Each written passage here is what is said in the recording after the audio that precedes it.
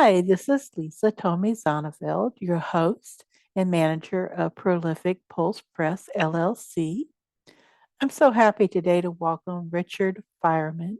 His friends will call him Rich.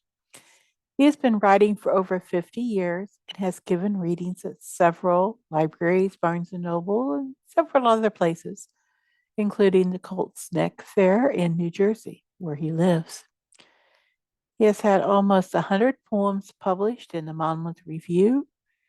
He's had two in the International Journal of Poetry Therapy, one in Passenger Magazine, and two in East Meets West. In 2009, he contributed a chapter to the book Writing Away the Demons, a compendium of 13 writers' stories about each of them use their writing to cope with life crises, edited by poetry therapist Dr. Sherry Ryder. He has a BA in English Literature from the State University of New York at Stony Brook in Long Island, and an associate's degree in paralegal studies from Brookdale Community College in Lincroft, New Jersey. He has a 30-year civil service career in the USPS. He's a tournament chess player. He's published about a dozen chess articles. He plays the mean blues harmonica, is one of the world's greatest and craziest dancers. He's an only child, an animal lover. He has a bunch of cats, although he has had a number of dogs as well. He's a science fiction fanatic and a devotee of good ice cream and good beer. We're really happy to have Rich with us here today. Want to congratulate you, Rich, on your upcoming book, Constellations. It's exciting. Thank you. So exciting to see this come out. So, Rich, Yeah. you're from New Jersey, eh? Well, originally from New York, actually. Lived in Brooklyn till I was 7. Then we moved to Queens, Forest Hills to be exact. Um, I graduated Forest Hills High School 2 years after Paul Simon and Art Garfunkel. So there's that bit of crossing stars history. Um, and moved to Jersey a little over 30 years ago with my wife, who I met in New York City dancing. Oh, well, that's a lovely romance. I'm sure there's a story to be told there. Yeah, yeah. Well, we both love dancing and music, and uh, that was the key element that brought us together. So, That's and wonderful. we still dance every once in a while. Wonderful. My husband's a dancer as well. I'm not quite as good, but yeah, it's Mhm. something we mostly do around home nowadays. Mhm. So let's talk about your literary career. I understand that you have been published in several places. I know one of the largest publications that you've been in is the Monmouth Review. I mean, been in there several times. But About 90 of my poems actually were wow. published in Monmouth Review. Oh, I went there at night. I studied for an MW, which I never actually got to, but that's a whole long, boring story that I'll spare you. But I was, the point is, I was there for a number of years, I believe 7 years, because I was doing night courses. And right. so I had quite an opportunity to submit a lot of poems to their literary publication, the Monmouth Review. And Dr. Stanley Blair of the English department was the faculty advisor for the publication at the time, and he contributed a blurb to the book, which I'm thankful for. Wonderful blurb. Um, Wonderful. yeah. In addition to a fellow poet, Perry Longo, a wonderful poet from Santa Barbara, California, who I became acquainted with while doing research for a course in social work at Monmouth University. So the timing was about the same, and at the same time, the third blurb is from Dr. Sherry Ryder, Reiter, that kind of writer. And she was the editor of a book called Writing Away the Demons. And this book consists of 13 different writers, 11 of whom were clients of Sherry's. She's a poetry therapist from the New York City area. And she liked my writing, and she invited me and one other person to join the 11. So we got 13 altogether. And each of us contributed a chapter having to do with bibliotherapy. In other words, using writing as a tool to help us cope with individual traumas in our own individual lives.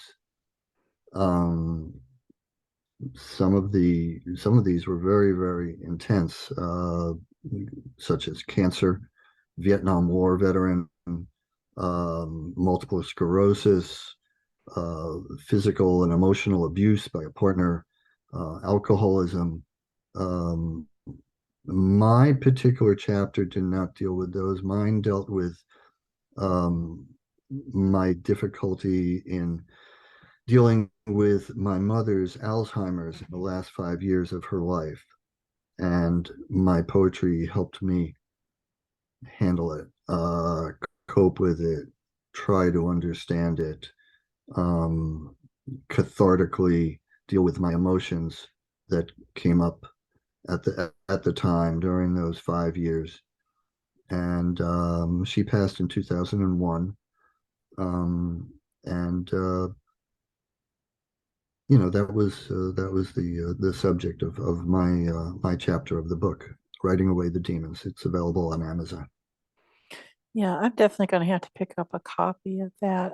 I know and can relate to with, and you know that we've shared that too, that I like to, I actually kind of tend to write poems around therapeutic focus with family and loss of family. I've been doing a lot more of that Right, lately, right. and found that to be very therapeutic to do that.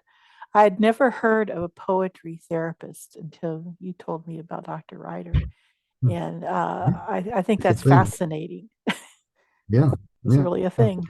The same principles, by the way, that Dr. Ryder espouses in the introduction to the book,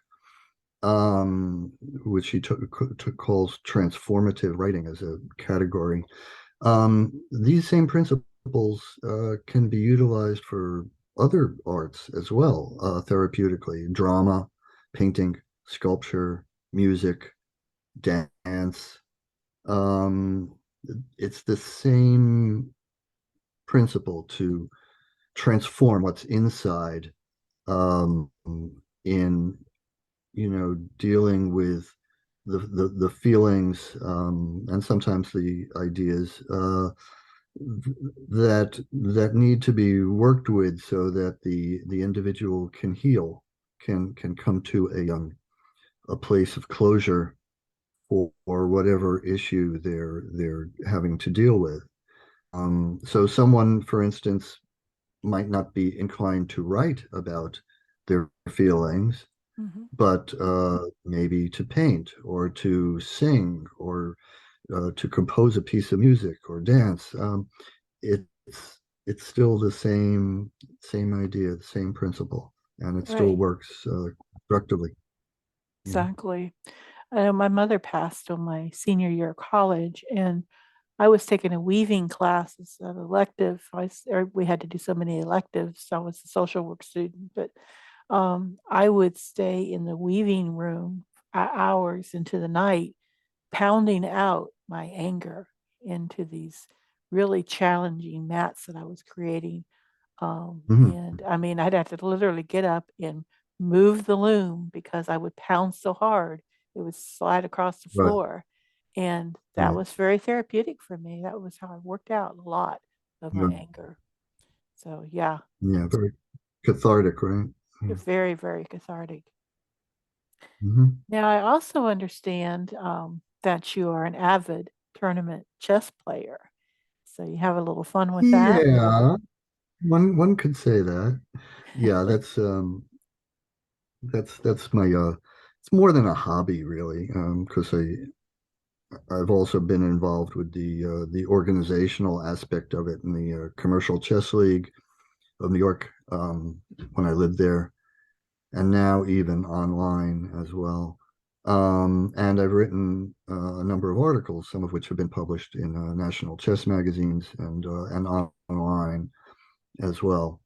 Um, and one of which was republished twice, once online and once in a book recently by an international master having to do with Bobby Fischer's history, because I met him once very briefly back in 1970,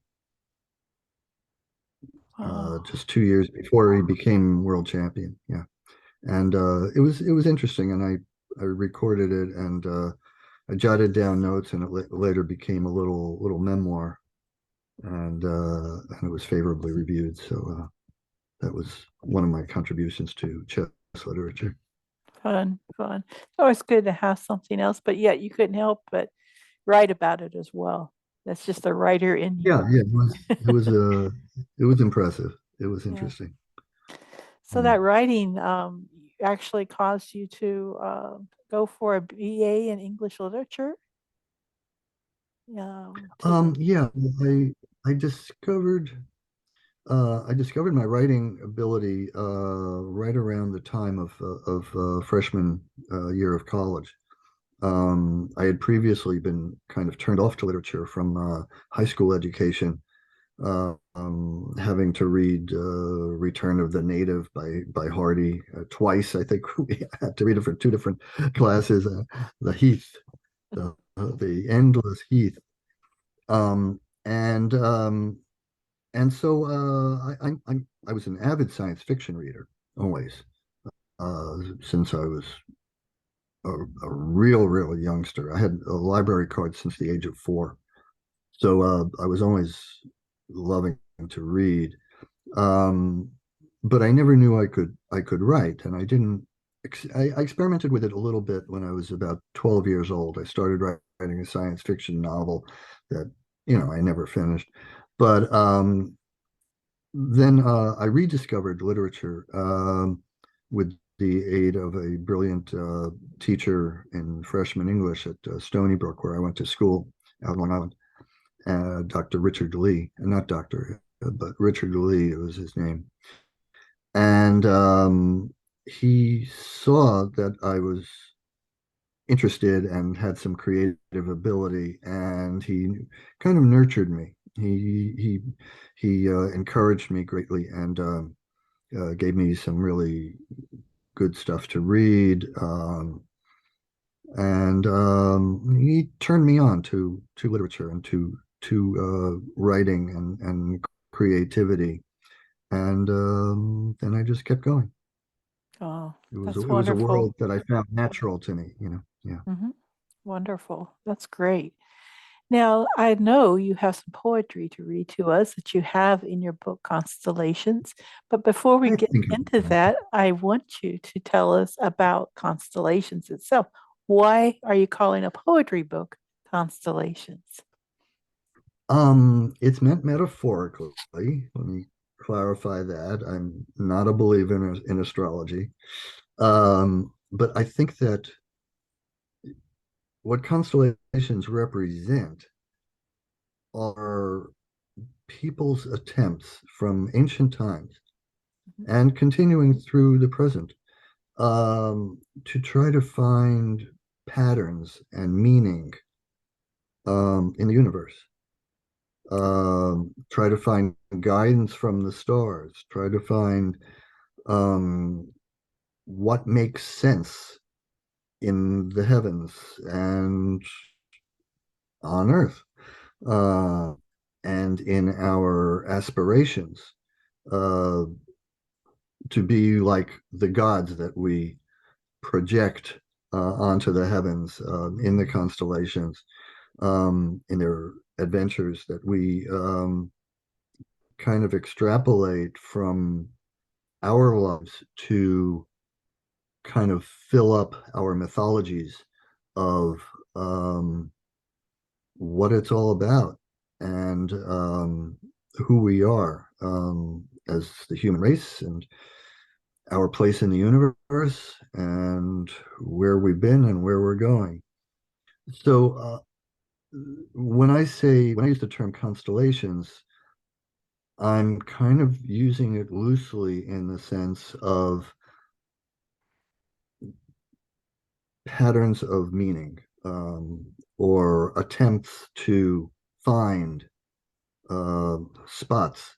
Um, it's kind of parallel a little bit to Joyce's Epiphanies, James Joyce, as in Ulysses and Portrait of the Artist as a Young Man, because there he too was trying to find a concentrated instance of um, times when a visionary aspect of life would manifest itself. Hmm. Um, these when I have an experience and write a poem about it, um, it's an attempt to do a similar thing, to try to extract the essence uh, from the specific moment, to try to get at what is important about that the moment, that experience, that feeling, that thought, whatever it may be, um, in kind of the same way that poetry itself is a kind of concentration of language um, compared to prose, where the the essence of whatever you're talking about is kind of crystals. It's kind of concentrated, like a dwarf star. Hmm. Um, and you try to use maybe not as few words as possible. I guess haiku are kind of an approach in that direction. I can't say that a lot of my poetry is that concentrated. Sometimes it's not. Sometimes it needs more words to describe what I'm trying to get at. And but ideally, I think that a poem should be concentrated and try to express whatever it's going to in as few words as it needs. Hmm. Um, and so that's that's what I try to do with my poetry. And these constellations are specific instances in words of what I hope the reader will find to be meaningful in the way that I did. Thank you. Thank you for explaining that. And I would love to hear one of your poems. Okay, you talked me into. All right. Um, so this first one, and keeping in line with the space theme, this is called "Looking for the Meteors." I didn't know what to write about until the computer told me to look at the sky. Outside, the old dog circled the deck as my eyes circled the stars. Nowadays, she walks mostly in circles. It upsets me no longer. I'm just happy she keeps moving.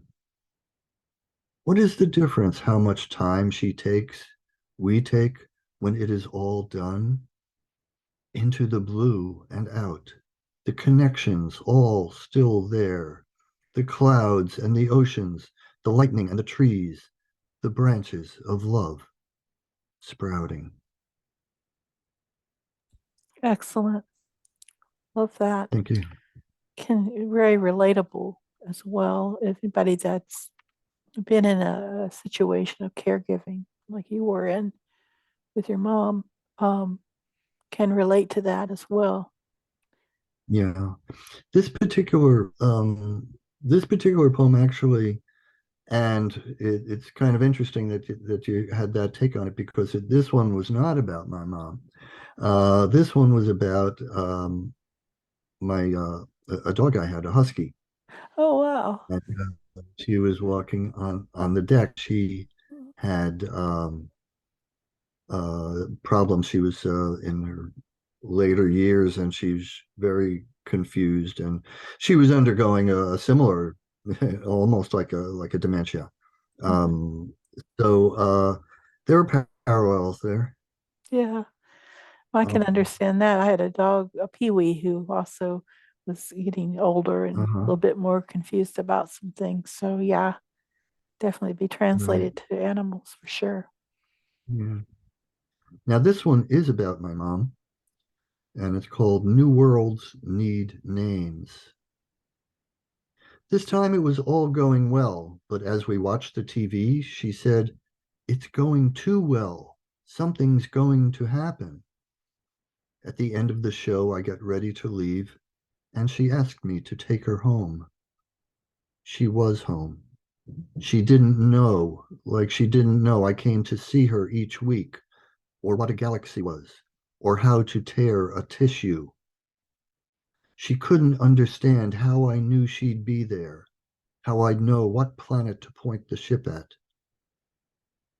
As I write this, I hear on the news we sent up a rocket to catch a piece of a comet. On the way home on the radio is a story of snow falling on the living and dead. Outside the car, freezing rain is falling. Last week, my mother said, "Pop is coming," but didn't know whose or the difference. In the old days, they were wise to make constellations when they didn't know where they were heading, to recognize what was too far away. Very relatable. And thank you. And the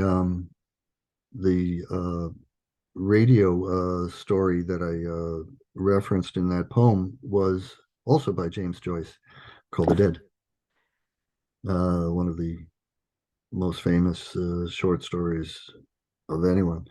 Um, Very emotional and hard hitting, and an epiphany.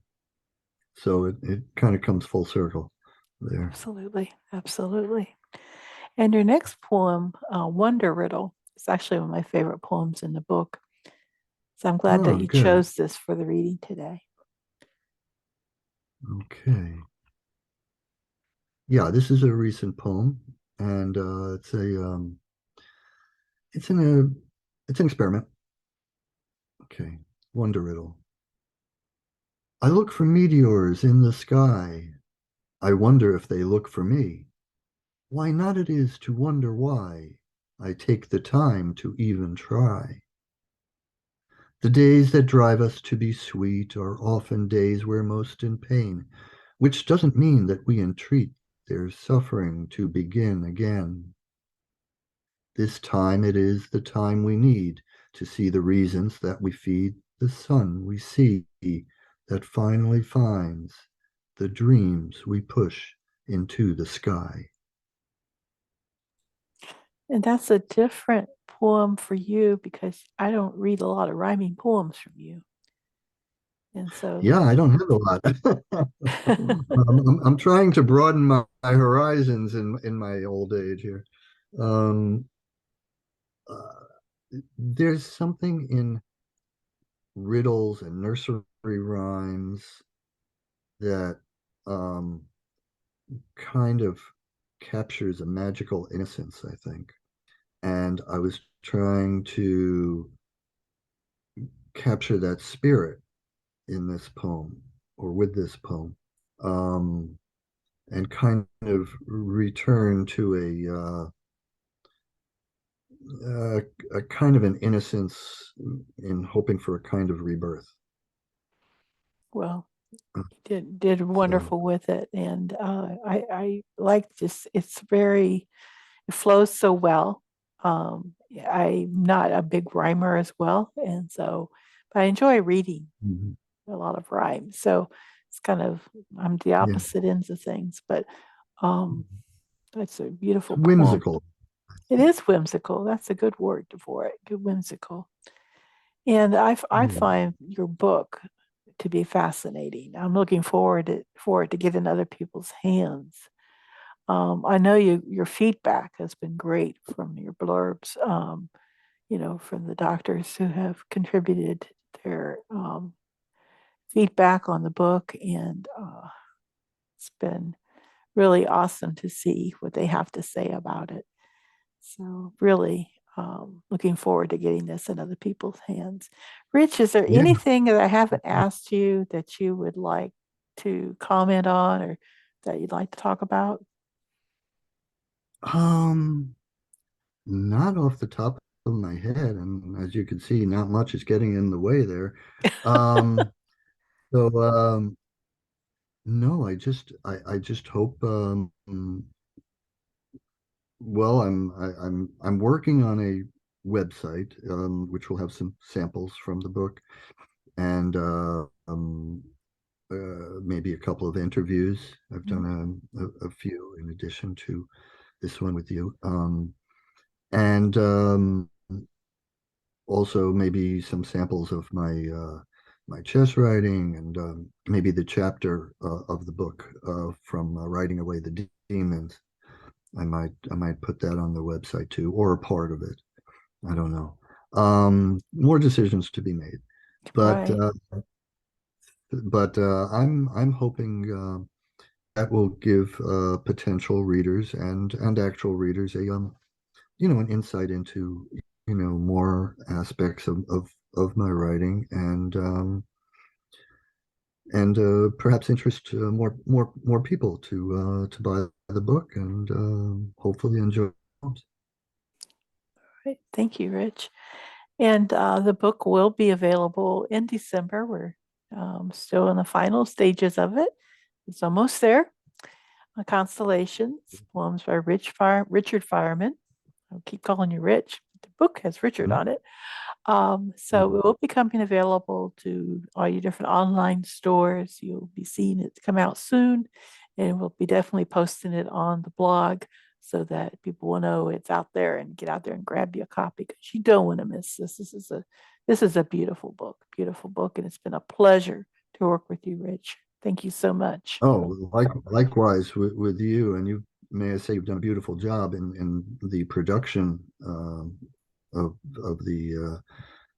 the book. I'm very pleased with it. It came out spectacularly. The picture which I chose is the Eye of God. It's actually well, it's also known as the Helix Nebula, and it's a picture by it's a NASA photograph, and it's an actual nebula that resembles an eye of God. So I thought it was appropriate for the cover because the writer is kind of always looking inward and outward. There's a big shot of the cover, Thanks. and I absolutely enjoyed working on the wheel. Rich and I sat down together and worked on this cover. So it was a really fun project to work on together. It's one of my favorite Yeah. things to do is create things like that. So, well, thank you so much, Rich. It's been a pleasure speaking with you, You. and you have a Yep. wonderful rest of Same your here. day. Thank you. You too.